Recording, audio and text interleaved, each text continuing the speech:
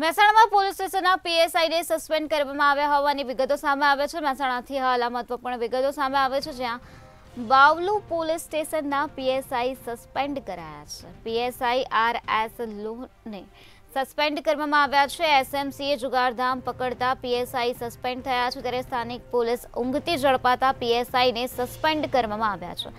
Mehsana એસપીએ પીએસઆઈને suspend કર્યા છે। એસએમસીએ red કરીને 19 જુગારિયાઓને ઝડપી પાડ્યા હતા। અગોલ ગામમાં આ પ્રકારે જુગારધામ ચાલતું હતું। આ જુગારધામને ઝડપી પાડવામાં આવ્યો છે અને બાવલુ પોલીસ સ્ટેશનના પીએસઆઈને સસ્પેન્ડ કરી દેવામાં આવ્યા છે। તો સ્ટેટ મોનિટરિંગ સેલે જુગારધામ પકડતા પીએસઆઈને સસ્પેન્ડ કરવામાં આવ્યા હોવાની વિગતો સામે આવી છે। સ્થાનિક પોલીસ ઊંઘતી ઝડપાઈ, જેના કારણે પીએસઆઈને સસ્પેન્ડ કરવામાં આવ્યા છે। તો મહેસાણા એસપીએ પીએસઆઈને સસ્પેન્ડ કરી નાખ્યા છે।